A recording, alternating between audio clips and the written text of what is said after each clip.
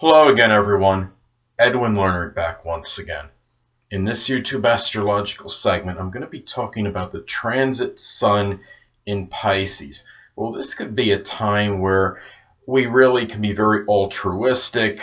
We show a lot of self-sacrifice. This is a period often where we can help, we feel a need to help those less fortunate than ourselves, such as the homeless, the impoverished, the oppressed, just people that have conditions in their lives that are generally worse than ours. And this could be a time where you feel maybe a little bit more of a compassionate aura in the air, so to speak. And you may see, if you see someone on the street that appears homeless, you may be more inclined to help them out or at least give them a meal during this time. Pisces energy seems to be very sensitive and very compassionate. I think it's also a time where we might be more sensitive collectively, more sensitive to ridicule, derogatory remarks stated to us, or maybe even unintentional slights as well. I mean, it is a water sign, so this could also be a time where we're a lot more adaptable and more malleable than usual. Even people with very strong fixed charts and people with a preponderance of fixed energy in their chart, they can be a little bit more adaptable than usual, kind of go with the flow, so to speak. Also, I think what's interesting, well, we'll talk about it too, it's also a more introverted period as opposed to when the sun was in Aquarius. This is a period where we could be strongly about seclusion. This is the last of the winter months, and many of us experience the end of the cold weather. We still have to endure during this period, and it could be a time where maybe staying inside a lot can really help us tap into our creativity and our imagination. This could be a time where we might, on average, collectively use a little bit more intuition and more about hunches rather than going through a lot of analysis about things. This could be a period where we could be a little bit more dominated by lethargy and just about being stagnant, about relaxation, trying not to worry about things. This could also be a period, too, where you're more idealistic on average. You're more about overlooking the transgressions of others and trying to see positive in other people. Keep in mind that Pisces is not only ruled by Neptune, it is ruled by Jupiter as well. This could also be a period where you might get really, on average, collectively, people might really be more inclined to get in touch with their spiritual side. I thought it was interesting that in 2008, if I remember correctly, the date was right around February 18th, either at or around February 18th. I was moved from one room to another. I was going through a homeless plight at that time. And where I moved, I was in a room that was connected by the person that was, I guess you could say, renting the church out or something.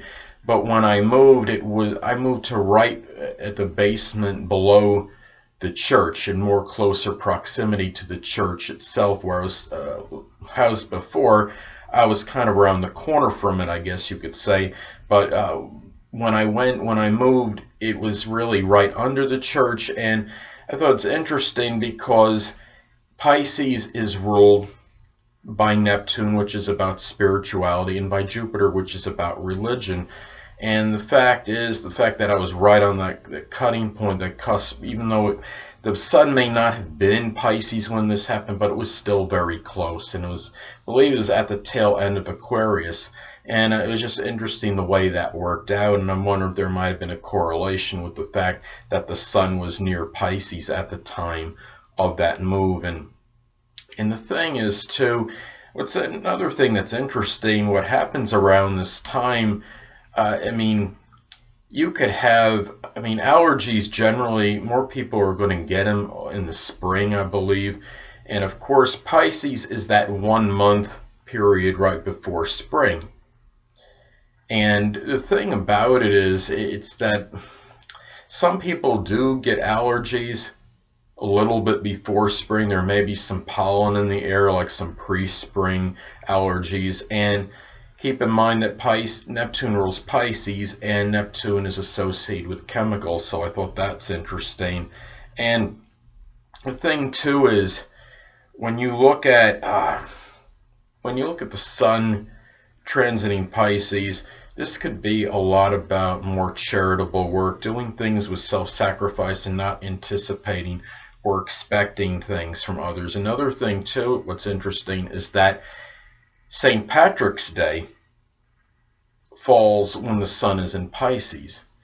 And what's interesting about that is the fact that in St. Patrick's Day you may have a lot of people that are out imbibing and they're drinking alcoholic beverages, and Neptune again rules Pisces, and Neptune is connected with chemicals, and it is connected, I should say, it's connected with alcohol, and I thought that was interesting as well.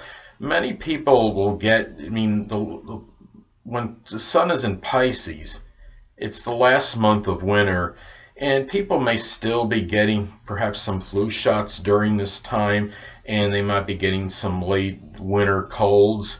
And when you get the flu shots, I mean, there's chemical composition in that. There are chemicals in that, and Neptune does rule chemicals, which Neptune does rule Pisces.